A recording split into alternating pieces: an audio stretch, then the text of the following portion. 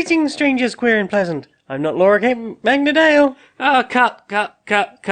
Okay, just a bit more energy, what are you thinking? No, I'll know the take when I hear it. Just give it another go. More drama. Greetings, strangers, queer and pleasant. I am not Laura Kate Magnadale. Okay, cut. Still not quite right. Okay. Still not quite right. Greetings, strangers, queer and pleasant. I'm not Laura Kate Magnadale. Cut. We're really not finding the right vibe for this. This is not what I'm looking for. What were you thinking then? Just a bit more queer and pleasant. Well, greetings, strangers, queer and pleasant. I'm not Laura Kate Magnadale. Well, I was not ready for it to be that queer and pleasant. Continue. You're most welcome.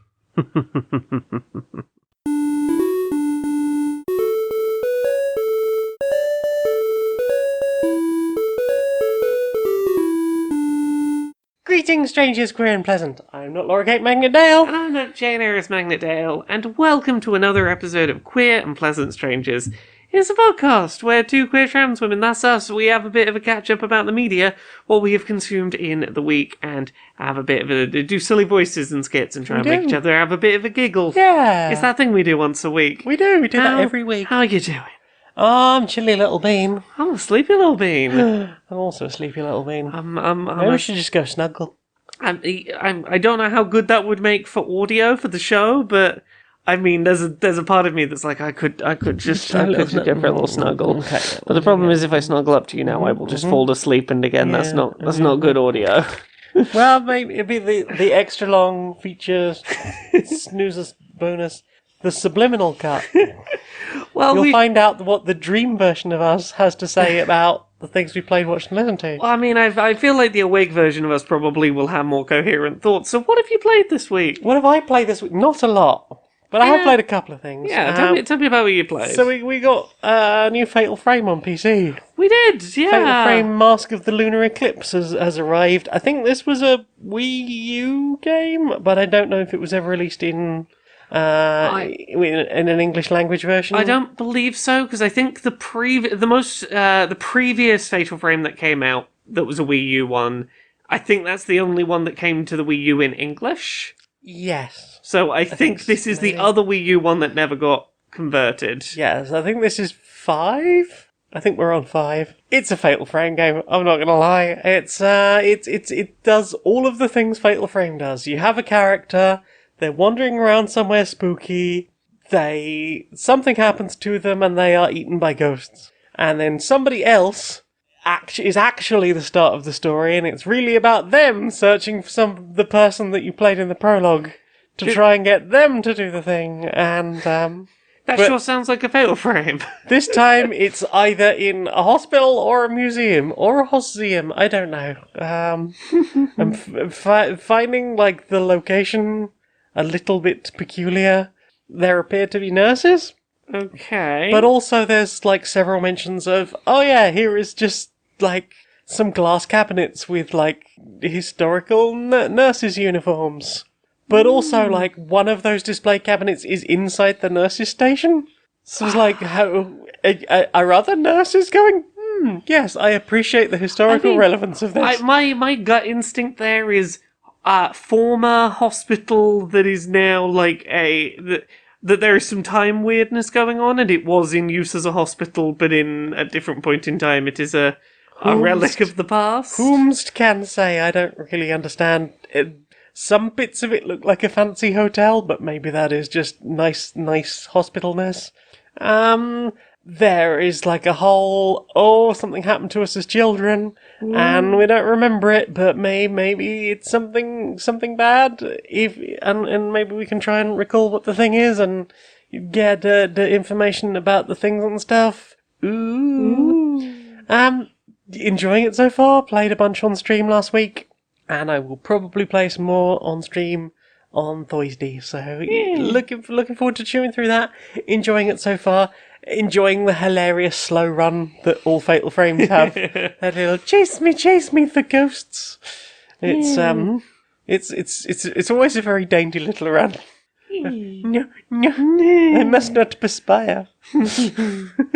What about you? What have you been playing? A big part of my week has been playing a bunch of stuff on Playdate, because I think last week when we recorded, I had downloaded like 50 Playdate games off of itch.io. I believe that was the case. And had not yet really tried any of them. So, I'm gonna rattle through a lot of quick ones that I can very simply get through. Okay. Dr. Panic. It's Dr. Mario, but legally distinct and on the Playdate. France Horn. You use the crank to... France Horn is basically, Trombone Hero. Right. Trombone Champ, if there was less gameplay. You use the crank to make a French horn sort of spiral longer and longer and make a different note, or spiral back inwards and make a different note that way. Right. You hold down a button to make it make a noise, and you sort of play this weirdly spiraling French horn. Sure. It is silly, it is nonsense, it is very simple. Excellent.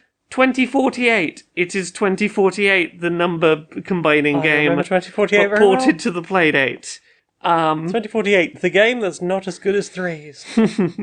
A joke that's worth 99 cents. Oh yes, I think you did start talking about this last week. Yeah, I may have started talking about this last week. It is a game where you've got a tiny little bouncy-butted person that you're trying to use a virtual Playdate handle using your real Playdate handle to sort of bounce up and down and not let him fall and collect these little stars to hear a several minutes long joke, and if you drop him even once, you go right back to the start of the joke. And you've heard the punchline now, right? I've heard the punchline now.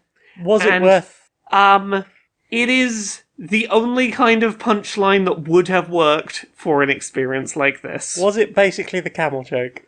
I mean, it's not dissimilar to the camel joke. It is a joke that, no other punchline than the one they used. They couldn't have gotten away with any other punchline. It was the only punchline they really... It fit the note of what the experience was conveying, and it was indeed a joke worth 99 cents. Yay! Generations. So this one I'm going to talk about a little bit more. Right. This is kind of like a Threes or a 2048, but it's got its own really interesting spin. So instead of sliding numbers to combine them, it is a game where you have a wall in a family home, and you have a stack of photos of people from a family of varying age brackets. Right. And you are basically trying to place 3 of the same age family member, in touching spaces. Right. That connect to each other, and then they will combine down into a single picture of the next age up. Okay, like Triple Town. Yes. Whichever the final picture you place is that creates the chain of 3 or more, that is where the new picture will end up. So you have to sort of carefully think through, not only can I create a chain of 3, say 3 baby pictures or 3 parent age pictures. Yes. But will this be a convenient place for there to be a new picture of the next age up? Yes. There are some restrictions on where you can place pictures on the wall. You have this sort of grid space to work within, but you can never go... you always have to be within basically one grid space of where you've currently explored out to. So you can't just go, place something in the far corner without sort of putting things slowly further across the wall to get to that spot. Right. And it is basically a game of getting as high a score as you can by continually combining images until you accidentally get yourself into a position where, oops, I've locked myself in and I've filled up the wall and can't combine anything more. Oopsie doodle. It is a really neat, charming little spin on a very familiar formula. It plays really nicely. I appreciate that they do different kinds of shading for backgrounds of all the pictures, so you can objectively tell at a glance, oh, that's a checkerboard grid behind that person, that's definitely one of this age of character. This one has a diagonal hatch, it's definitely one of those. For making sure that you don't, misinterpret which ones can combine together. It's an interesting little puzzle. Yeah.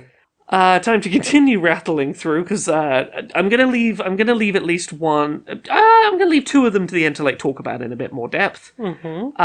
Audition.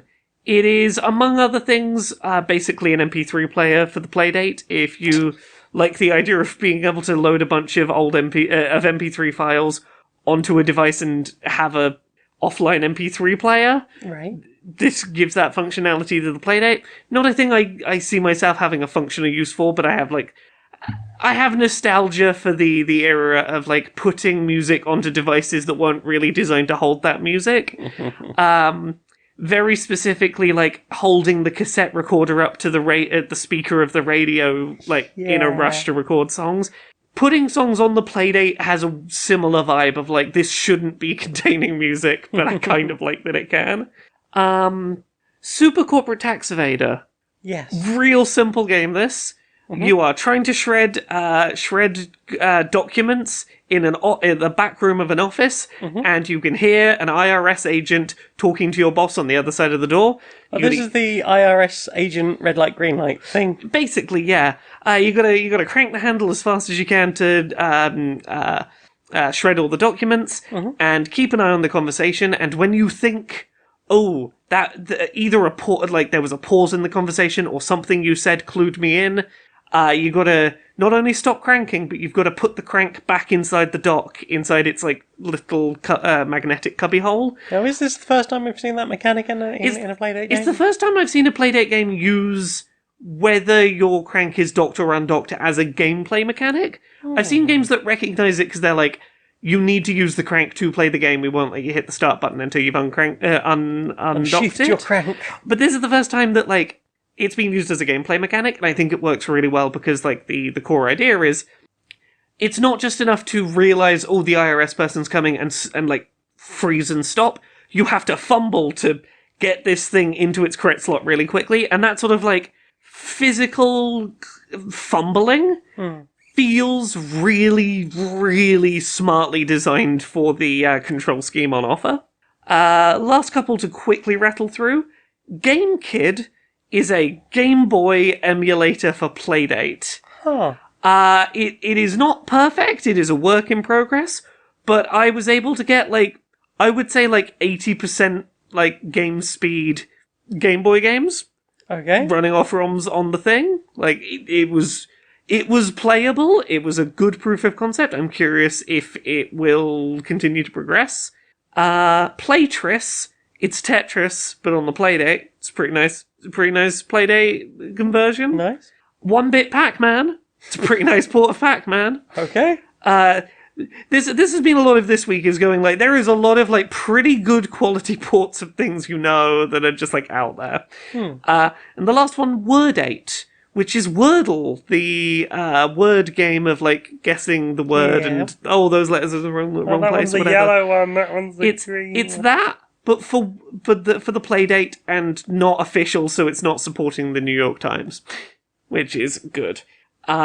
I do like that it uses the official Wordle word list and updates and whatnot, so that like it is, hey, do you just want to play that but not support the New York Times? And I'm like, I'll take that. Take a little daily word puzzle.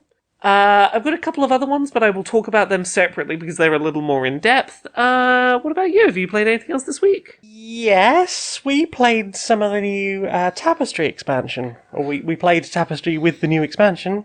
Yes, we did. We did. So this is the Fantasies and Futures expansion. Which, so this is a bunch of new civilizations and a bunch of new advanced player boards. You played with the polar region, was it? Yeah. So that, and you also get a bunch of new, what do you call them? The technology cards. Oh, yes, and I think there was at least like a few dozen Tapestry cards in there as well. So we've talked about this a few times recently. It's a game of trying to run yourself up various different tracks around culture tracks around a board of like science or exploration, military, technology, and arts and that sort of stuff around there. And you've also got like a board in the middle, which is almost a area control type thing. So there's lots of different ways you can go about playing this game, and we've played it lots of different ways before. We've played it almost exclusively 2-player, I think. Possibly exclusively 2-player. I think so. I don't think we've ever played it in more than 2 yet. This is the first time we played with the Shadow Empire Automa variant. Yes, the sort of automated. Get in the way device. Yes, it's one of those like, hey, you don't get to just go, I want to do this, and the other player goes, okay, I guess I'll do something different to not, compete with you. Yes. This is like, no, I'm going to be everywhere, and I'm going to get in the way and force you to have to actually compete somewhat for things. Yes, because otherwise the buildings you want might not be there when you next come round. Yeah, because in 2-player it is all too easy to specialise into what the other person hasn't specialised into, just so that you sort of play your own quiet little engine builder without anyone else's disruption. Yeah, and I think that's a really interesting variant. Finally, we know the game well enough to try that out, and that Automa is not difficult to run. It's grab 2 cards, read the 2 cards, the 2 cards will tell you which track the thing wants to go up, and if it gets to a landmark, it takes the landmark. It doesn't score any points for them, it doesn't have any points, it doesn't have any income to speak of, you don't have to worry about that. Like, there is a proper Automa that plays as a whole extra person, but this is just hey, 2 players, do you want to add a little bit more? Yeah. Little bit more, do you want just a little extra pressure so that thing you're after won't be around forever? Yes. Even less guarantee that it'll come back round to you, which is a really nice idea. The new expansion added, as I say, a bunch of new factions. You were playing as the Artificers? Yeah, so the thing that the Artificers do is they make it easier for you to go up your tracks that give you sort of like at the start of each age your little bonuses. Yes, your little income buildings. Yeah, you've got little income buildings that are covering various rewards, and by building those buildings regularly in the game, you uncover the reward underneath them. The Artificer's whole deal is every time a new age starts, you can either just take one of those buildings off the board entirely, like you don't get to put it on your board, but you do get to uncover what's beneath it, or you get to move one of those little buildings once, you get to move them to the left, which will cover up one reward but uncover a different one. Yes. And then right at the end, you can pick one of those tracks to just shove everything to the left and completely change what is revealed.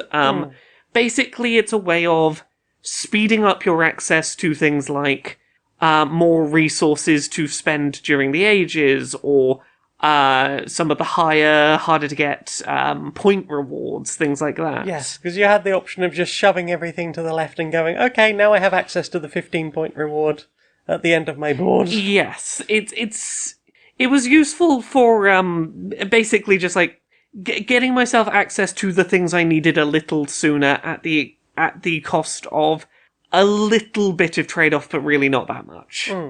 What was the faction you were playing as? I was playing as the Illuminati. Oh, yes. So I got to put all of the dice on my faction board, and then at the anytime I wanted to use the dice, I just pick them up, use them, and pop them back on the board.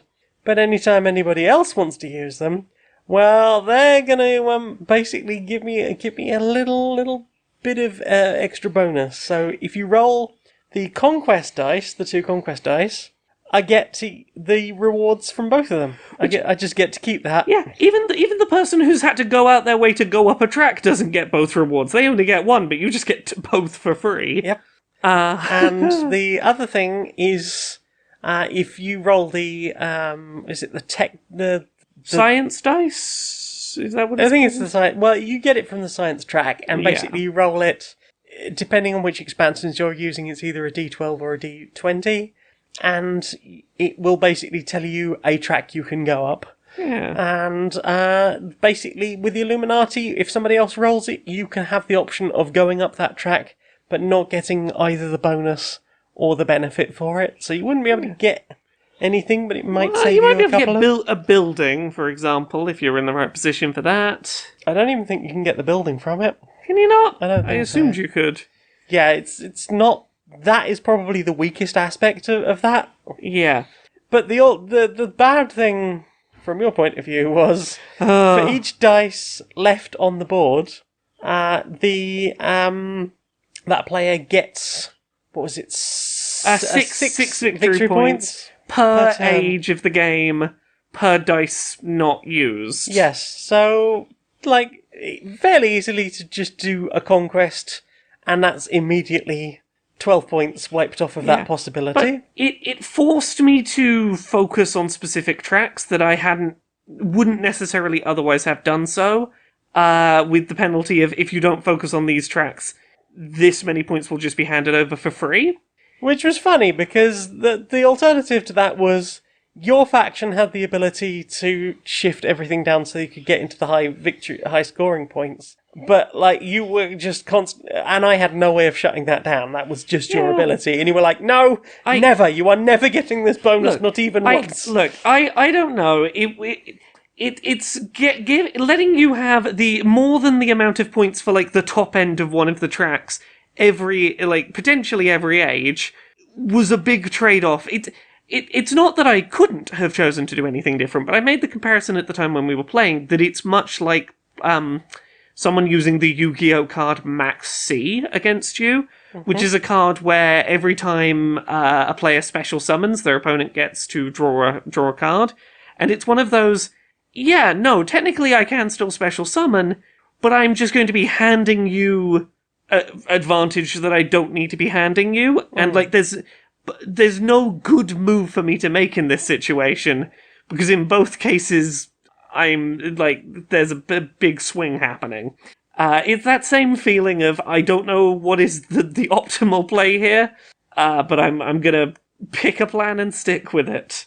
Yeah, I mean, it served you very well. I think there was only like 6 points between us. We were pretty darn close. Yes, considering that we went into that last round and you were nearly 1.5 times further around the board than me, I was like, well, I guess I just haven't won anything here. Sometimes that's the way with Tapestry, though. That you'll seem massively far apart in points and it'll all sort of come together at the end.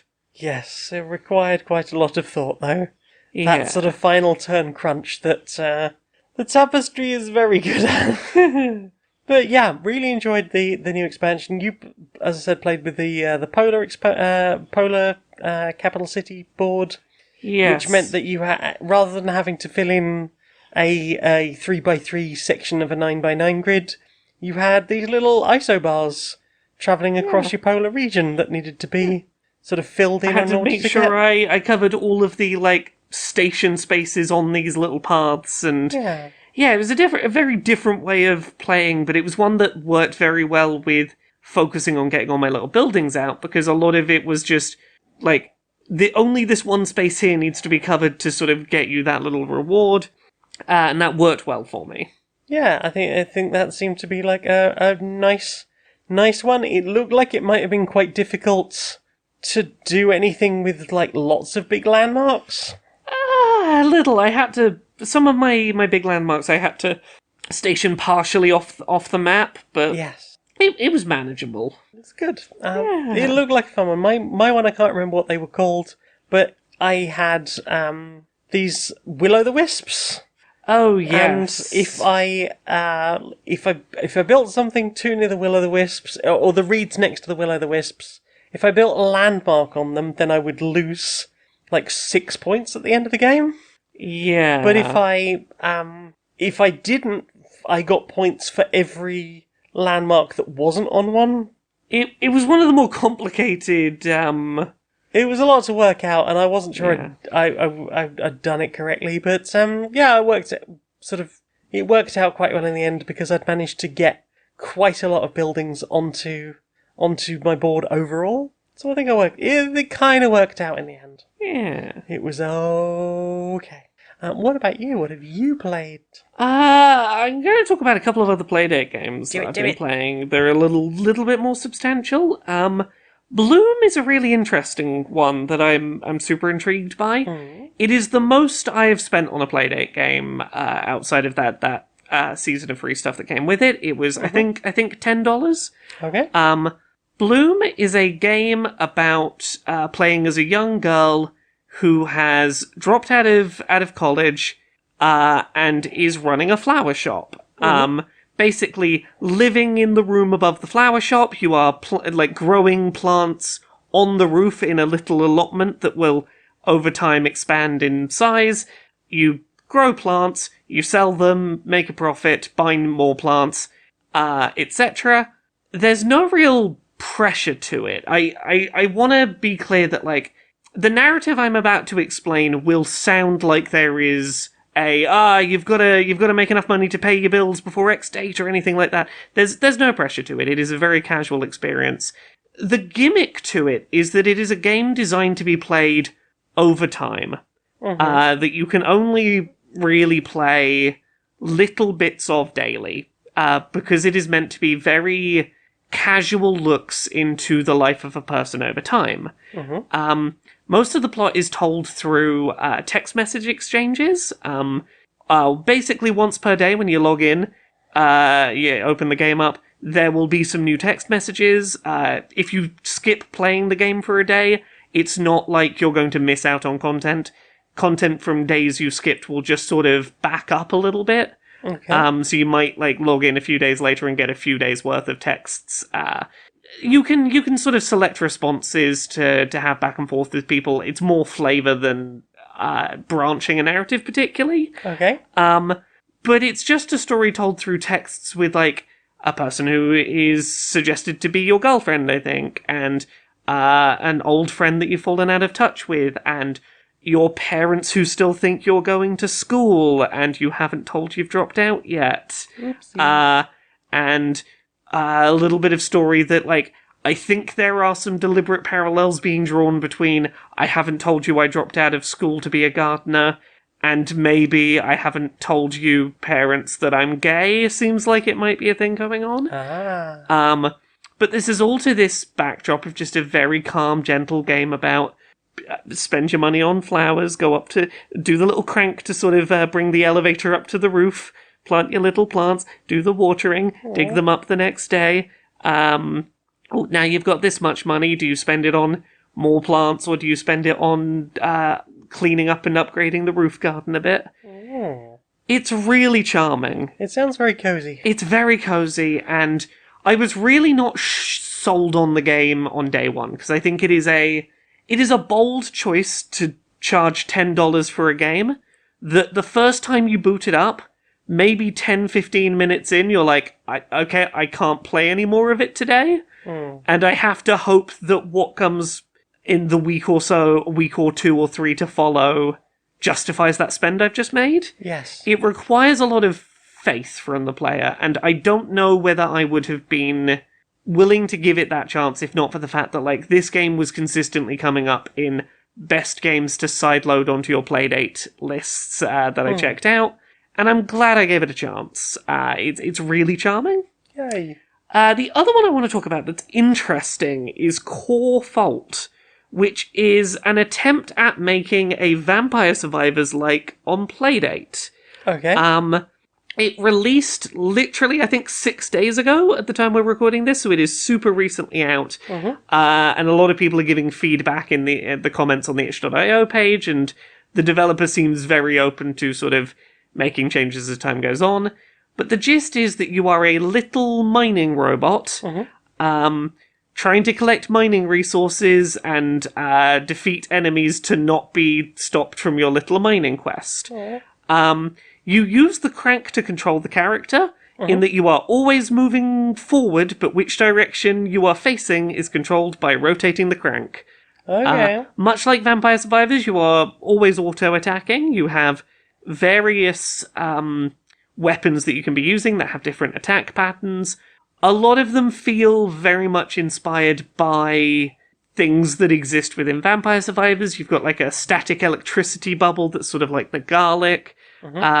You've got a pea shooter that sort of shoots in a straight line behind you, or a gun that shoots in a straight line forward in front of you, sort of like the daggers that shoot forward.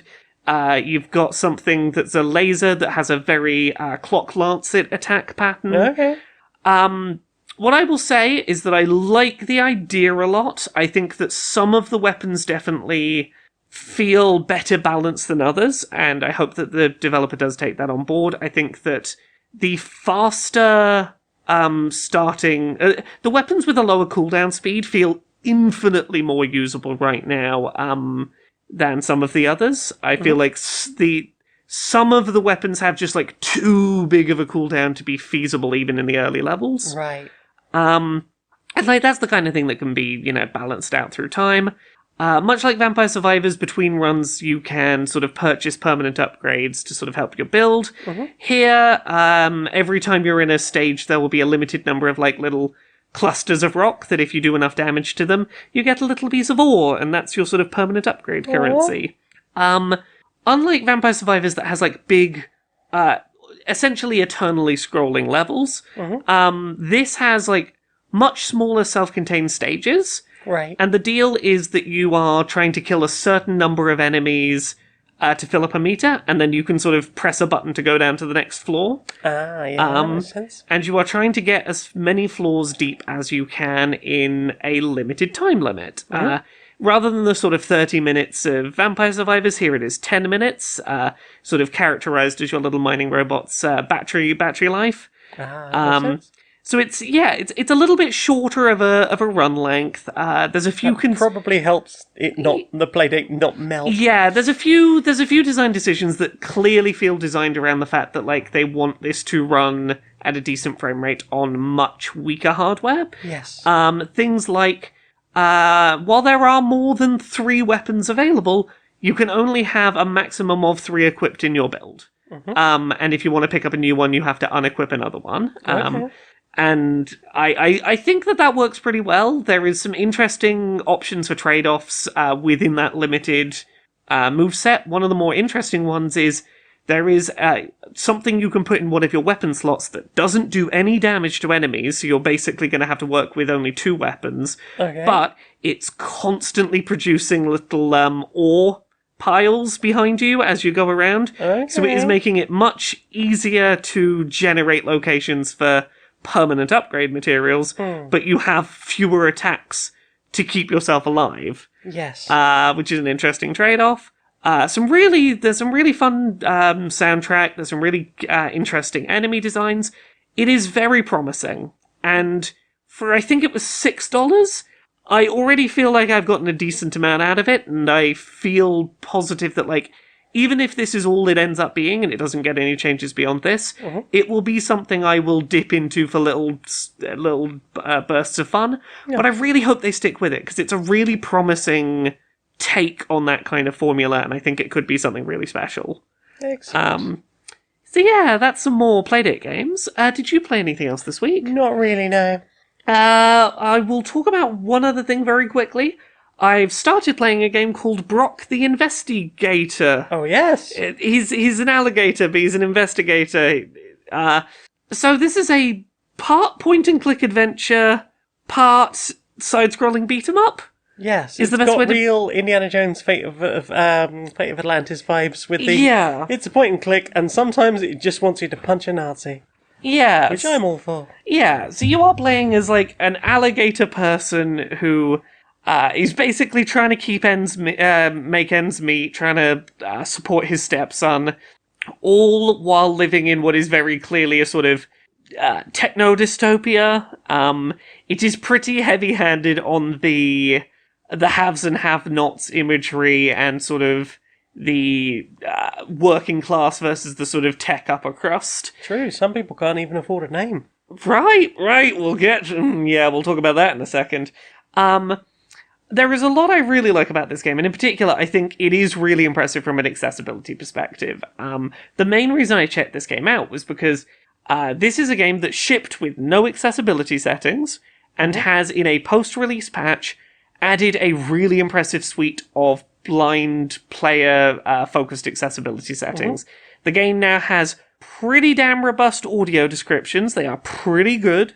A positional 3D audio, things like high contrast visuals, like a pretty well thought through system of accessibility settings that, like, there are little nitpicks here and there about how certain systems work, but it is a fantastic example of what can be retrofitted into a game that was not designed for it, and a really good example of the fact that adventure games as a genre really could be doing some really impressive things, and like it's a good milepost to aim for the genre right now of what can be if this game can retrofit this in, what could you do thinking about this from the start? That being said, I have my quibbles about this game. I like the art style. I think it plays well. I think at times it has charming voice acting and writing. I also feel like there are some moments in this that are reflective of a very outside view of some of the topics it wants to discuss, and it misses the mark in some places. Right. A really easy early example of this to talk about is there is a homeless man that you meet really early on in the game who does not get a name. He is only referred to as Tramp. Not only that, the thing that annoys me most about that scene, the two rats that are beating him up, that you don't have a proper conversation with, you see them, like, harassing him, you beat them up and they leave. Both of them get a name, but the man that you sit and have a lengthy conversation with about, like, how he ended up where he is, does not get a name. And that's one of those things that's like, I don't think this is a deliberate critique on dehumanization of homeless people. I think the developer may have forgotten that homeless people are humans with names. Like, there's little things like this that feel... It at times feels written... how do I put this? It at times feels like the game wants to touch on social issues that the writer didn't necessarily stop to do research on, and maybe went, yeah, I feel like I get the gist of the thing. And I know that bad. yeah, and like, don't get me wrong, like the section with the homeless person, for example, by and large gets things right in terms of like its heart is in the scene's heart is in the right place. Yeah. It is clear that it was created by someone who understands homelessness bad. If someone cannot afford a home, but also it is illegal for them not to have a home, that is a bad contradiction. Like, it understands some of the basic points, but also is like, it just misses the mark slightly in little weird ways. It's little things I have to caveat in what is otherwise an enjoyable title. It's certainly not perfect, but it is interesting. So that's Brok the Investigator. I think that's basically it for things we played this week. Well then. Time for this. Minister, if I could take a spare moment of your time. Yes. Well, I don't know if you've heard about this concept of getting rid of daylight savings. I'm not so sure about that. If the thing we have now, why would we want to get rid of it? The thing's perfect now. Well, I understand, obviously, it is a great British tradition to confuse Tradition, yes. Yes, a great British tradition. Great an institution, in fact. Yes. To, save the daylight time. Yes. So that, the small people can go about doing more things. Well, Britain is always saving things. It's what the colonies was about. Oh! Saving things. Oh,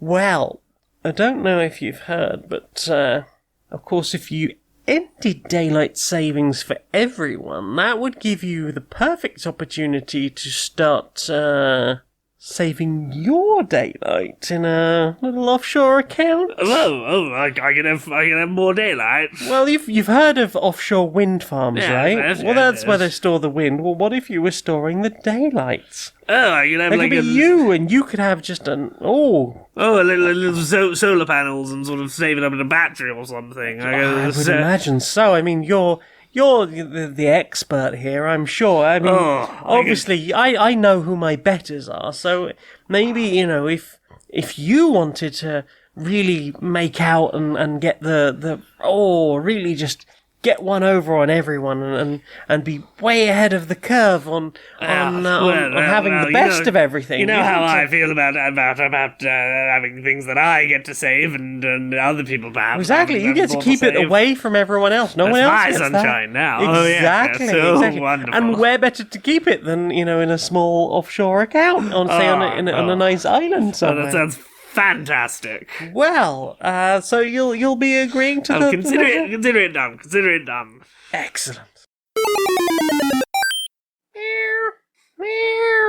Mummy. Oh, Smudge, you're using the buttons. Mummy. Oh, that's me. Yeah, hi. Smudge. Yeah, that's you. Stare. Corner. Oh, yeah, no, you do sometimes stare in the corner. Yeah, what's up with that? Smudge. Sees. What? Smudge sees something when she looks in the corner. Smudge. Sees. What do you see? Across. Time. Space. You see across time and space in the corner. Interdimensional. I really don't know why I gave you these buttons in particular. Interdimensional, okay. Smudge. Sees. Other. Side. What do you see on the other side? Hope. That's good. That's good, Smudge. Hope. Coming. I think that's still good. Hope. Coming. Soon. I have to believe that's correct, and I hope that hope is like the concept and not like someone's name that's coming soon. Okay, Smudge. I'm just gonna have a little existential crisis here on the sofa. Smudge sees. Yeah, you do. So, what have you put in your eyes? We put some things in our eyes together this week. Eye putting. Yeah, we both watched we finished season 1 of The Last of Us. Yes. I'm curious about your thoughts, considering this is your sort of first time seeing that story all the way through. As I said at the time, I feel like the last episode was the least interesting bit. But as you pointed out, that may be because I knew what was coming. Like, I haven't played the game, but I know how it ends. Yeah, you've picked up some things through cultural osmosis, and you asked me some questions at points, and I was like, yeah, I'll tell you sort of like, what you I've want to know. seen the clips from the video game ending, so like I knew what was coming. As I said it to you at the time, I think that like that ending. To understand why that ending was so impactful at the time when it released, like, you've got to think in the frame of what games were doing in, 2012? So, like, basically a decade, maybe a little longer ago now. To have a game that ended on a series of characters having an awkward conversation where it's unclear who believes what, where there is deliberate ambiguity, where there is a lack of closure, where there is an uncomfortable tension you have to sit with, was just not the done thing in video games. I mean, it's not done in lots of media. Yeah, and I think that it is still... There is still something to be said for... It is a strong narrative choice for a thing that was written... Like, there was not a plan for it to definitively have a sequel when it was written. Yes. And I think that in that context, it is a very brave ending to write. Mm-hmm. And I think it leads to a lot of interesting conversations, or a lot of, like, room for people to chat about things. And I always appreciate an ending like that, even if it's, like, not the most interesting part of that story. Yeah. Oh, that's fair. I enjoy the series as a whole. I enjoyed a lot of the individual episodes, a huge amount. I think it was beautifully shot. Yeah. Yeah. I've heard people complaining about it already. But, like, obviously they have different context to me, and obviously attachments to the game in various ways. You've talked about how you feel that the series was a bit more setting up for the part 2. I think that there is definitely some design choices that feel built with we know what the continuation of this story is and what we need to build towards and what we need to reinforce. And, not every choice they've made is perfect in that regard, but I understand why they're doing them, and I think that they will probably help smooth that transition into Season 2 a bit. I think to me it felt like we'd heard a lot about Joel's past, Yeah. and this was like, what could happen if he didn't have anything to lose and sort of reverted to that? Yes. And, yeah. I will say that for the most part, I largely think that the changes from the game's story are to the betterment of this story. I think that this is a better telling of the story than the game. I think that I've seen people complain about the lack of infected on screen, and I get that, and apparently Season 2 will have more of that content, but I also feel like there was enough of them to show the threat and to set up why Ellie as a cure was important. Yeah. And I think beyond that's really the point that is the emotional core of where it's building to, and I think they paid that off well. Yeah, I think so. But yeah, I definitely think it is one of the better video game to live action adaptations there has ever been. Yeah. It is a real good adapting of a story. I think it helped that it was a series rather than a film. Agree? Because I think a lot of the problem with most media they try and make into films is like, we're going to fit this into 90 to 120 minutes. Yeah. And it's maybe, an 8-hour experience at best. As proven by episode 3, you can take something that didn't even happen in the game and make it into a beautiful 90-minute story. Yeah. Trying to fit the whole game into a 90-minute story, you're going to have to cut corners. I think that is very often a problem with trying to make any kind of conversion to a big screen thing. So, I think they did a good job. I really enjoyed it. Cried an awful lot. Yeah. Wasn't expecting to cry as much. Yeah. What about you? What have you watched this week? I watched a lovely little D&D.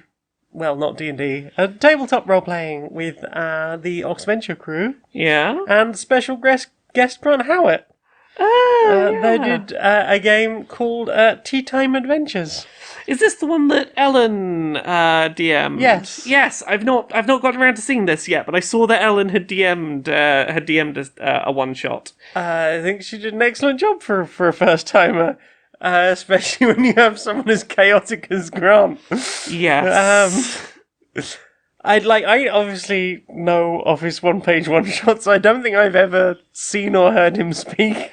I mean, look, the kind of person who would create such one-shots as Crash Pandas. Yes. The game about 3 raccoons trying to drive a street racing car. Yeah.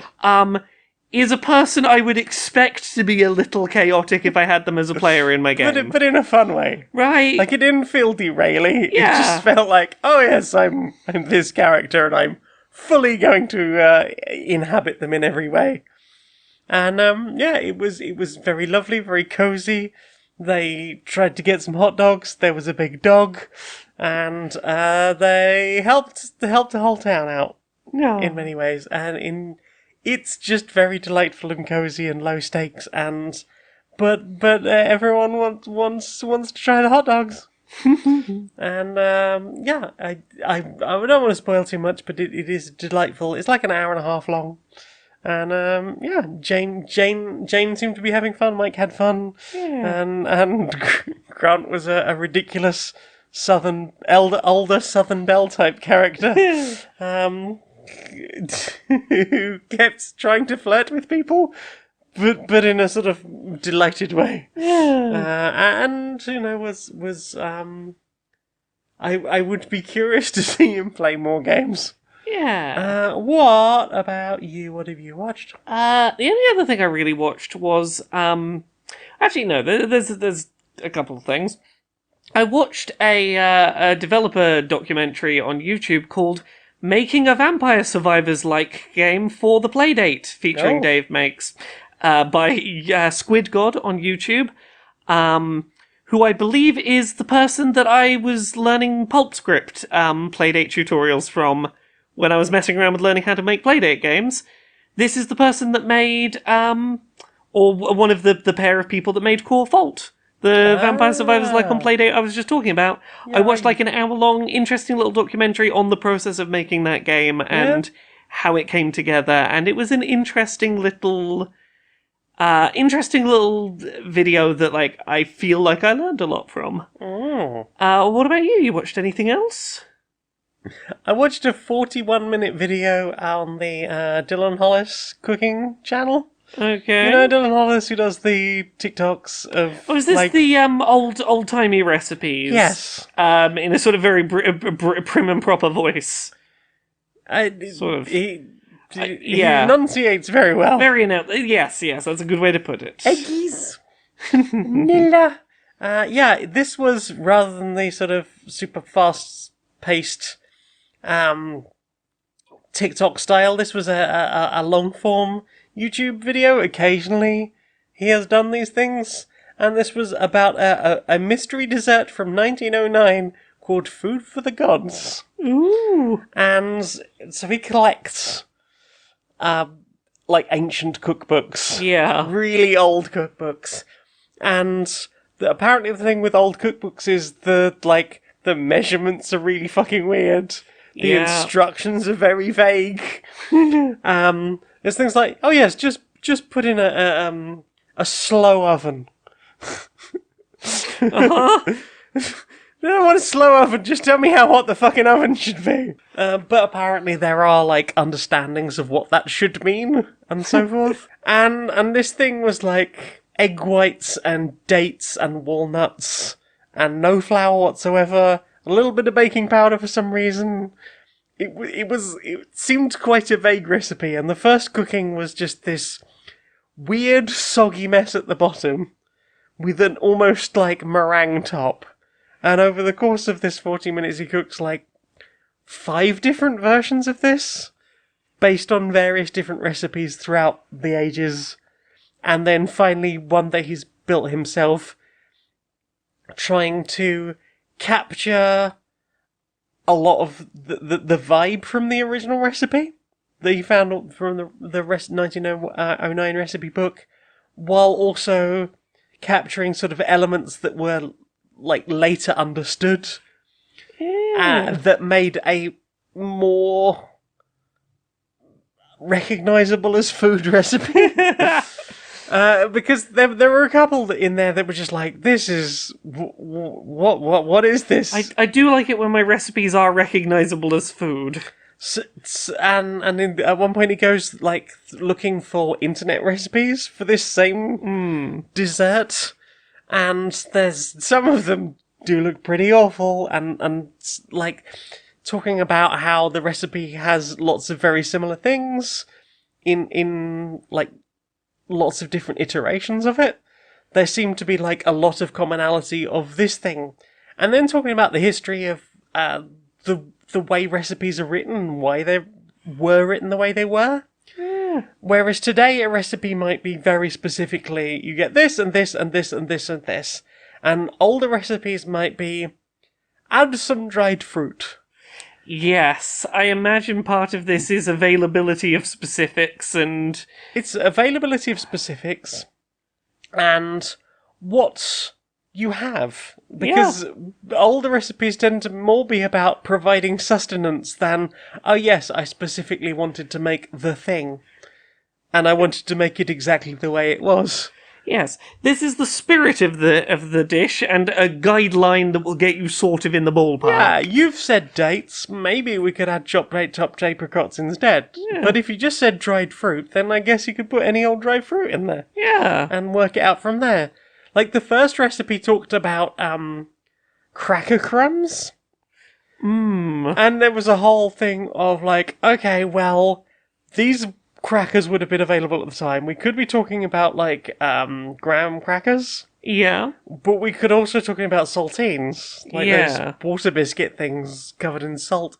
And then, like, going further through history and finding some recipes that very specifically say graham crackers, and some recipes that, like, a couple of recipes that are like, yeah, it's just like saltine crumbs. It's like, ooh. But again, I imagine part of that is when the original recipe is very vague.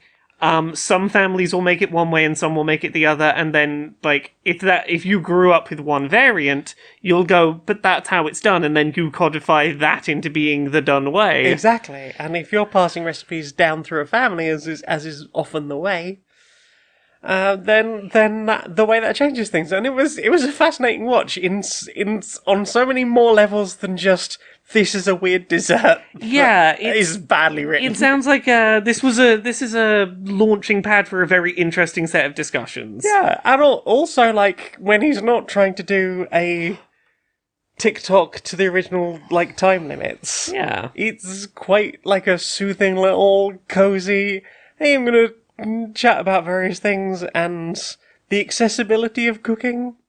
Because he very often talks about, like, I'm not going to tell you to get a stand mixer for this. You can do it yourself.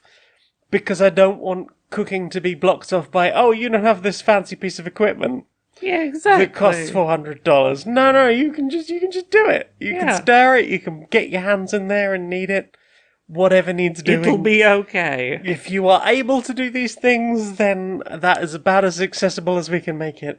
If you have the fancy equipment, that will probably work just fine too. Yeah. I really enjoyed that. What about you? What else have you watched? We watched the finale question mark for season 5. I feel like you've got way more into the question mark than... the question mark has been rattling me this week. We'll get to that in a second. But in theory, the finale of season 5 of Game Changer, which is, we've talked about it before, it's on Dropout. It is a game show where every episode the game is different. The game is different. The rules are different. It might be a musical one week. It might be a test of how well you can maintain your heart rate. Yeah. The season finale was an unannounced escape room puzzle. Yes, which felt a bit wrong. I've yet to watch the behind the scenes. I have to assume that there is some degree of checking things were okay. But the general gist was, in the existing space that they have at the Dropout studio space that is the green room, they managed to retrofit a very well thought through escape room into the existing space. Yes. And I am, like, kind of blown away at how smart of a escape room setup they were able to create in not a bespoke space. Yes, I would be curious to... That's my main reason for wanting to see the behind the scenes, because... Firstly, I don't really know what that room looked like beforehand. But I know a couple of points Sam's like, oh yeah, that fire alarm wasn't there the day before. Yeah. And I think they talked about some of the art on the walls being specific for it. Yeah, so there's... Which obviously made sense given later puzzles involving. But again, something that, like, no one would bat an eyelid at seeing until you realise it's a puzzle solution, and they've built magnets into the picture frames, and there's a secret hidden room in the green room that was wallpapered over. The hidden room was just like, how do you hide that? I guess you re-wallpaper the room to wallpaper over a hidden wall? I don't... Like that space didn't appear to have any other exit, so it's like, did they build the false wall? I don't know. Did that exist behind there as just a cavity beforehand? The room that was openable, presumably already with a paperclip. Yep. And or did they change the handles on that door? Possibly. I'm very impressed at how well they pulled off what I assume has to have been while the escape room players are distracted by something new to explore and look at and be focused on, sneaking a person into the escape room unnoticed to pull off to pull something off. Yes. Yes, the degree of we know when it's the magic trick thing. It's I know you're looking at my hands right now, therefore you won't notice what I'm doing Yes. over here. Was superbly handled. Oh yeah.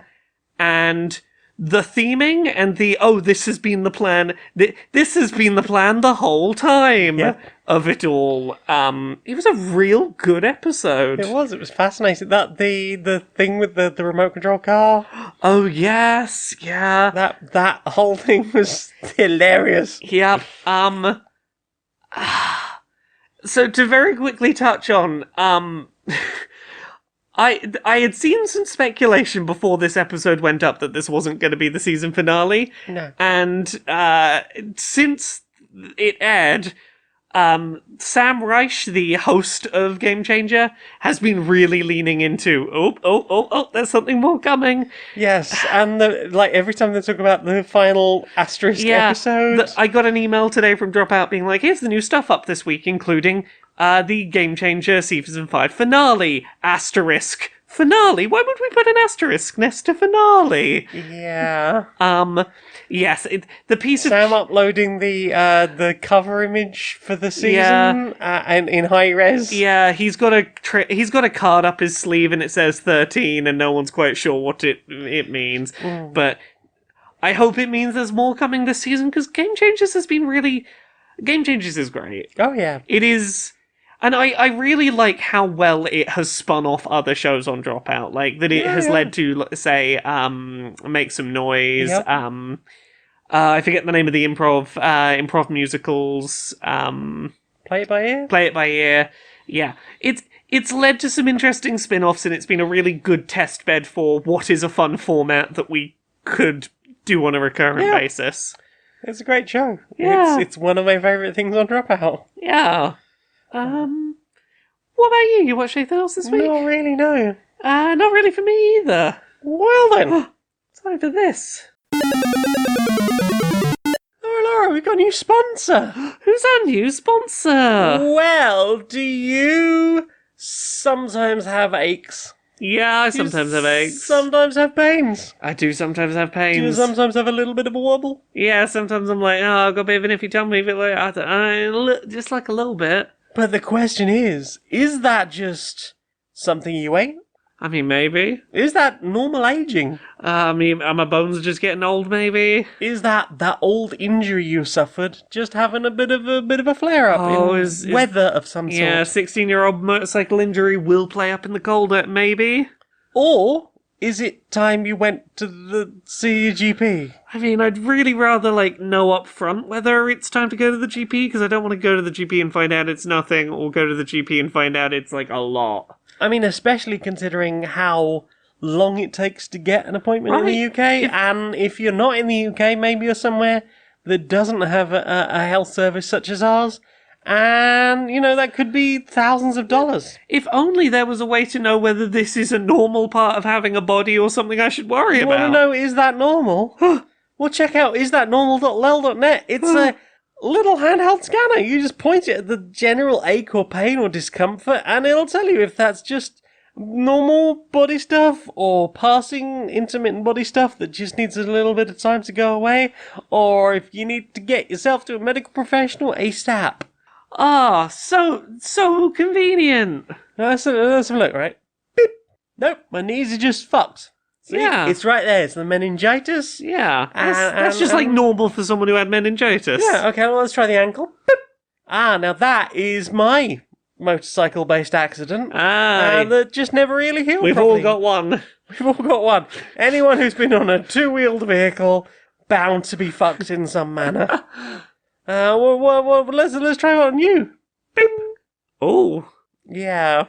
Yeah, I should probably go and get that checked get out. that one checked out. Probably get that one checked out. I don't think that's meant to be that colour. No, I mean, I've been saying that for weeks, but Yeah, you were like, but- no, it's just fine. It's probably fine, but well, no, now we apparently... have independent button scanner. I mean, look, the button does say it's not normal. I should probably go to a GP about that one. That's isthatnormal.lol.net. Enter the code Q&PS 252, and you, 250U, can get 25% off of your first scanner. Yeah. In inside the boardroom of Supremacy Software. Hi. Hi. So, I've had an idea. Great. Let's hear it. I don't know how I haven't thought of it before, and Right. Look, I'm afraid I may have come up with something too powerful. Too powerful. Yeah, I'm afraid Number that... go all the way up. I'm afraid that, like, this might be... I don't know how we make number go up after this, because this will make the number go as high as possible. So we break the number, finally. Yeah, I think we might finally break the number. Good. You know, we have those very popular games about collecting creatures. Oh, yeah. All Yeah. the creatures and... The creatures that live in your pocket creatures. Yeah. And, you train them and you fight them. It's like, cockfighting, which we're, obviously big fans of. And and we've spent years getting people emotionally invested in like 1,000+ of these things. Oh, hell yeah. Yeah. I don't know how we never thought of this. Right. We could be making them all into NFTs. We can. Surely, have we... No, we've never put NFTs in those. But it seems so perfect for NFTs, right? It seems like the kind of thing we must have definitely done at some point. How has this never happened? Somehow, this is you see why I'm suddenly realizing we might break the graph. Number go so far up. If we I suddenly realized we could just like hire some NFT person and go, your job is to put NFT tech into our next the creature collector. Creatures. Yeah. So on the blockchain. Yeah, if you want to capture that cute electric rabbit, right. You're gonna have to, in order to throw a Pokeball at them, right. You're gonna have to mint that Pokeball on the blockchain, right? And then to throw the Pokeball to see if you catch it, you're gonna have to pay the gas fees on your your Ethereum, and then.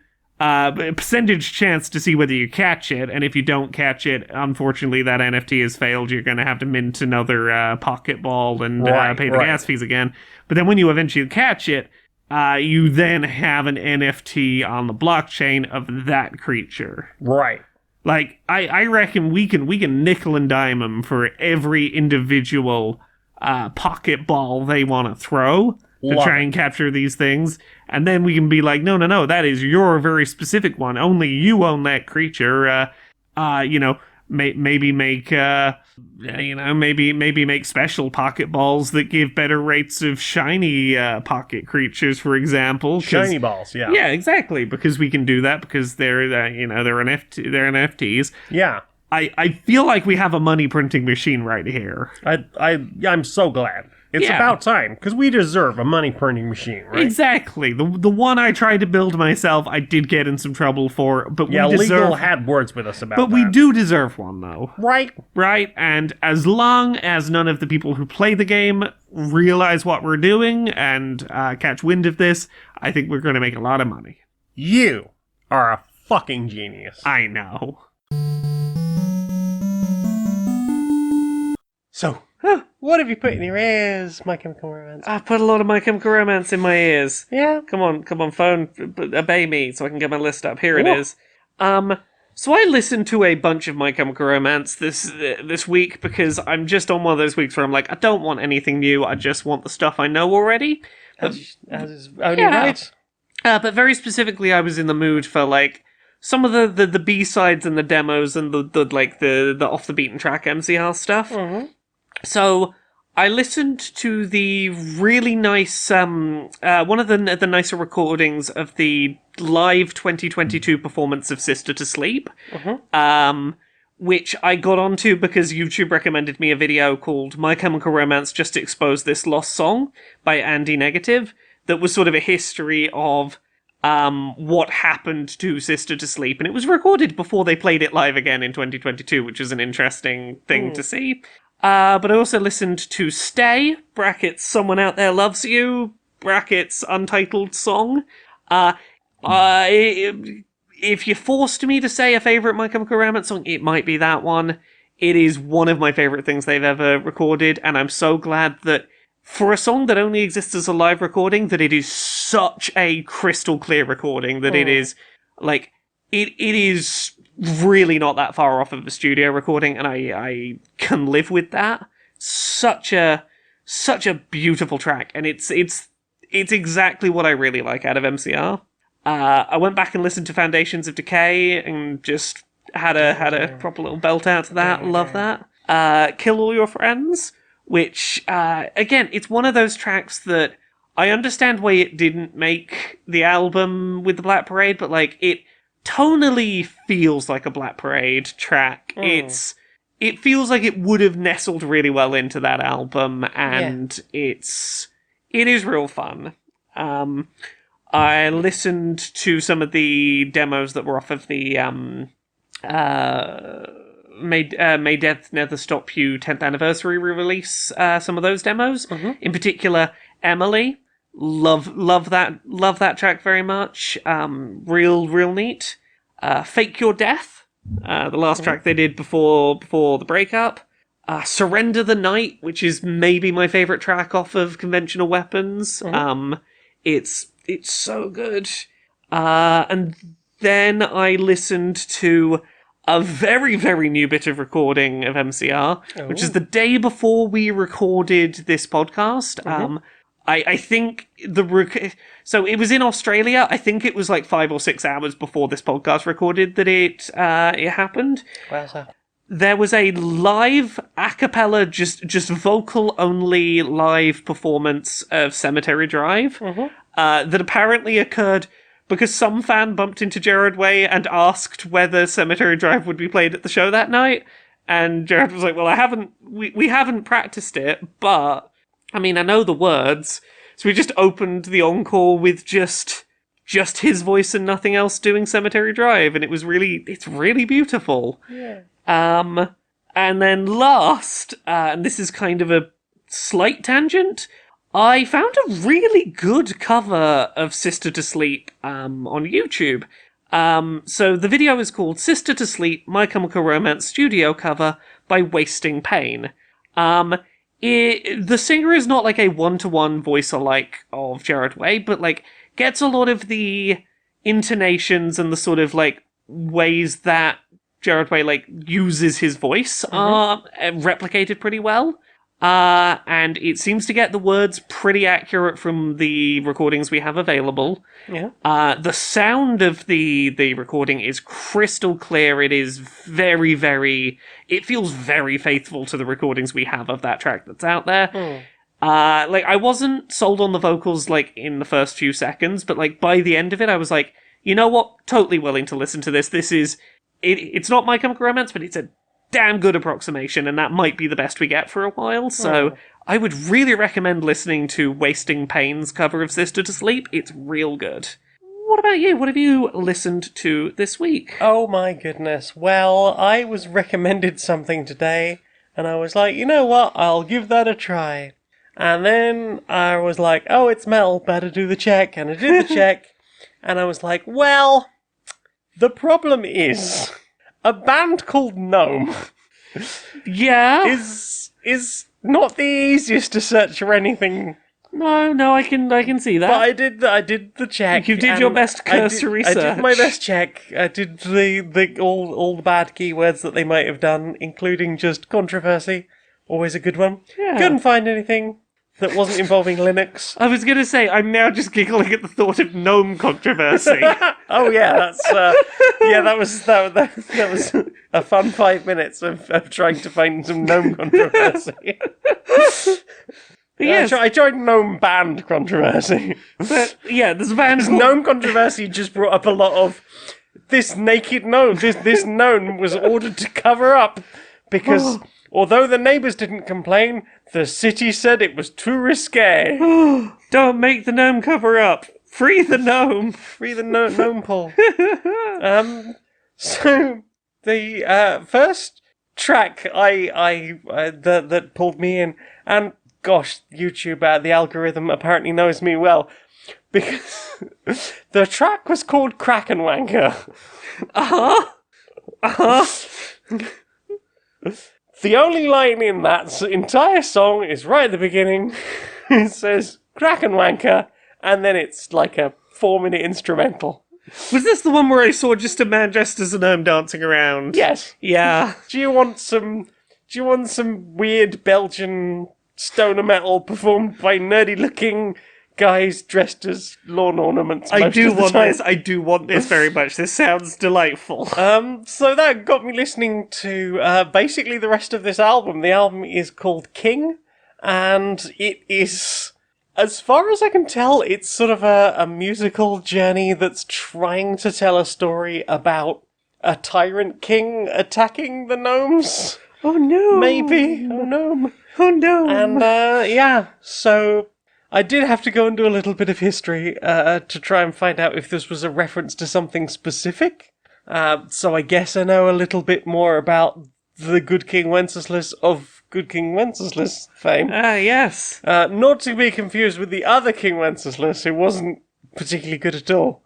But Not nasty King Wenceslas. not nasty, but more pacifist King Wenceslas, who didn't even argue when they were like, "We're gonna have to kill you now." Oh, okay then. That makes sense. Sorry. Yeah, and then like weird battles that are mentioned in the sagas, but are also might have happened, and apparently history has flip-flopped on this for about 1,200 years. Okay. So, yeah, make of their titles what you will. Possibly more historically accurate than me looking it up on Wikipedia. But, yeah, it's mostly instrumental stuff, very few lyrics, and it's just good shuffle around. I suppose if you don't say much, it's difficult to be controversial. Yay! I suppose so.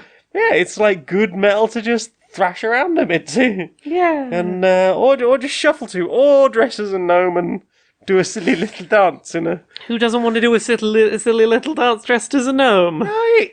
But, yeah, so that was gnome. Gnome. What about you? What about you? What have you listened to? Honestly, that's about it for me. That's about it for you. Other than finding a good, interesting cover of Sister to Sleep and that a cappella recording of Cemetery Drive, it's just been old, like a lot of just the more obscure MCR tracks. Oh. Yeah. I listened to a new Father Funk track that came out today. Ooh. It's called Legend of the Rent, and it is a really squelchy drum and bass track using Jack Black's freestyling his song, The Legend of the Rent, in School of Rock. Yes, the Legend of the Rent was way past due. Yeah. And it's basically just that bit with drum and bass and some dirty squelchy bass over the top of it, as his Father Funk is wont to do. But yeah, that was pretty much all I've listened to. Well then, time for this. I think I've broken Spotify. Oh god, is it the Electric Six thing again? No, it's not the Electric Six thing again. It has at least given up on recommending me that one song over and over and over and over and over again. Okay, so anything to be concerned about? Well, it's got that feature where like every week it recommends me some new music. Oh yeah, and it's great for, picking up, new tunes, I mean, new things you might be into. It's been the main way that I've found like new things to listen to for a while, but so here's the thing, it's stopped recommending me new music. Right. And like, I don't know if it's a bug or so. Initially I thought it might be a bug, but it's just come up with like an error message that goes, "There's no more music you'll like. None. Just listen to stuff you like." And it gave me a My Chemical Romance playlist. Right. Is And this like, because you keep, having the days where you just want to listen to same music and I mean, you like, listen to MCR, it might. one MCR track for like 8 hours at a time? It might be, look, maybe something to do with the fact that I'll listen to new pieces of music like once and then just go back to MCR, but like, surely there's got to be still some music out there that I haven't heard that I would like, but no, I keep refreshing the page and it just keeps going, I don't know what you're expecting. You like My Chemical Romance, just give in. Oh wow, it really does just say that, huh? Yeah, it's getting big. I thought you were being hyperbolic there. No, that's... the box is getting bigger. Like, it just keeps getting bigger every time I try and refresh it. It's just... Yeah, that really is just MCR left, huh? I mean, look, who am I to complain with the algorithm if that's what it says? Well, indeed, that's what the algorithm says. If the algorithm has decided it, I guess it's okay for me to just give up and listen to the things I know. I didn't. Yeah, na na na na na na. Na na na na. Halt, evildoer! Who are you? It is I, Superb Doer, Superb doer. doer of superb acts, here to stop you and your evil super weapon from being fired in your secret lair. Oh, I see. You're just here to stop me. Well, I'll tell you what. It's too late. It's far too late. You'll never stop me. I've spent so long setting up this weapon. This is the perfect weapon, and I will use it to destroy all of them. I will wipe every single one of them out and replace them in a way that will be completely perfect and wonderful to my ideals. Oh, there's no time. I will stop you. You will never get away with this. No, well, I will get away with it, I assure you. Once I press this button, a laser will fire out, and it will interact with all the satellites around the entire Earth, including Starlink. That's right, I'm using Musk Tech as well. No! The most evil. It will shower the laser down upon the Earth, and every Tory or fascist or turf that it strikes, any kind of bigot at all, it will replace them with a little tiny bunny rabbit with a cute little hat.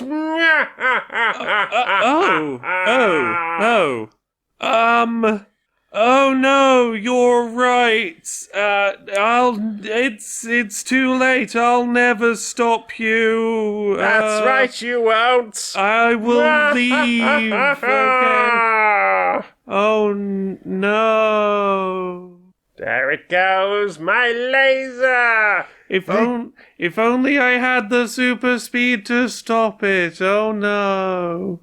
Now, on the view screens, all across the world, the Tories there, the American right wing, all of them, every single one of them, stop interacting with my laser. You'll never stop it. Oh, yes, I was definitely trying to stop it and not turn the intensity up. I was definitely trying to stop it. Oh, you... There they go. There's Oh, the you Heritage stopped me. Foundation. Every one of them now. A cute little bunny in an adorable hat. Oh, no. No more bigotry for you. The LAPD. You'll never hurt an innocent again. I'm going to be honest, I really don't know why you put evil there above your lair. I think you're doing great work. I didn't say that. Oh no, I've been defeated, I must leave. What a strange person. Do you know what I want to see more of? What do you want to see more of? Social Justice Warriors. Social Justice Warriors. Yeah.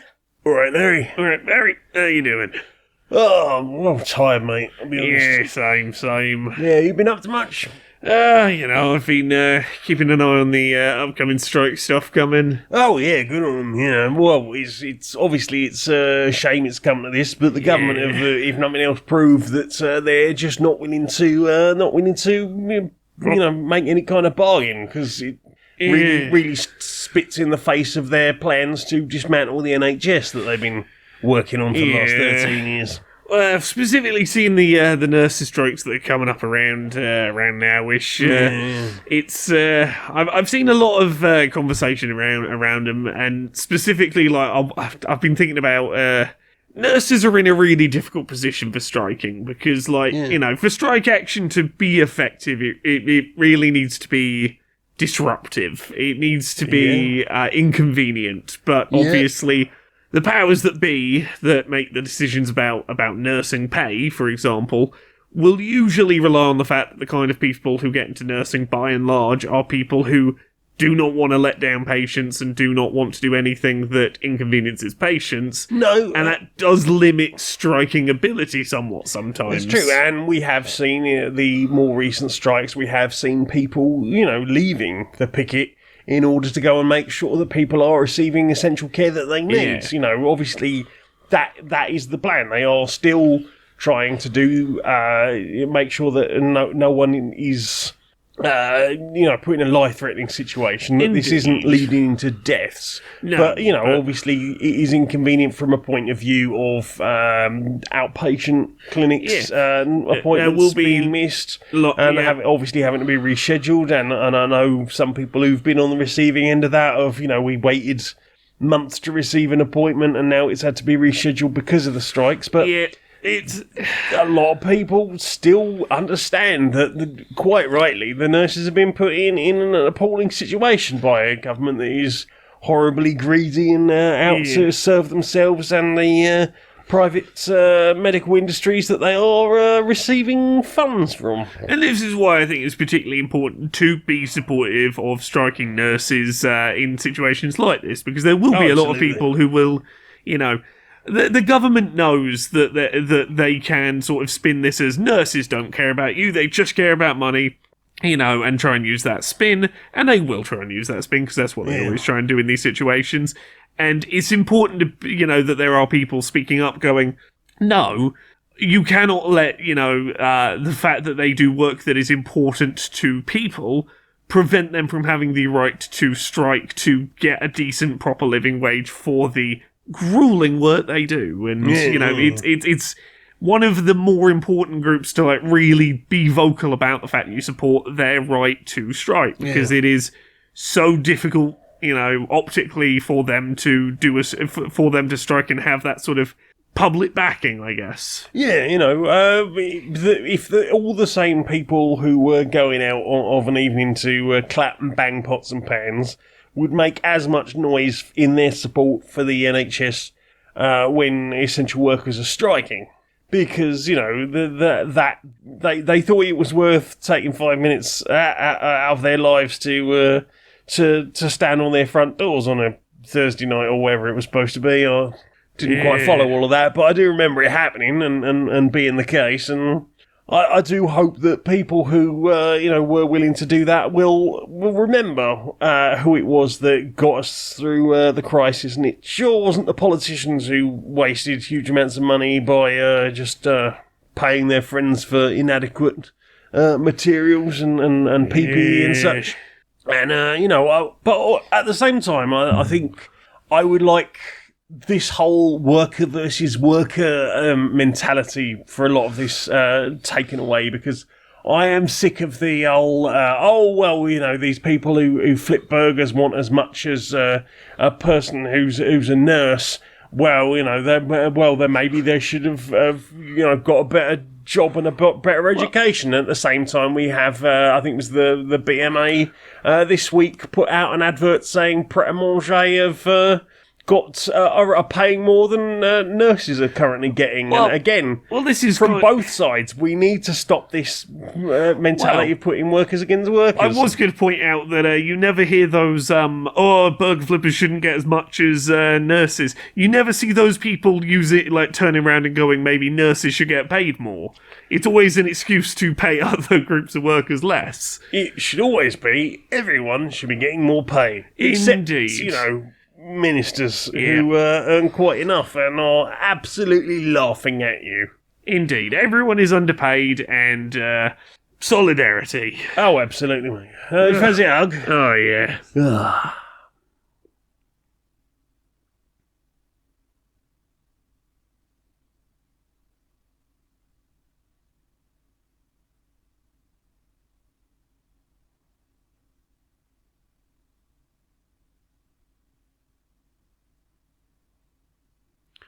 Good on, mate. Good on. Right, I think we'll go and pop the kettle on. Oh, sounds lovely.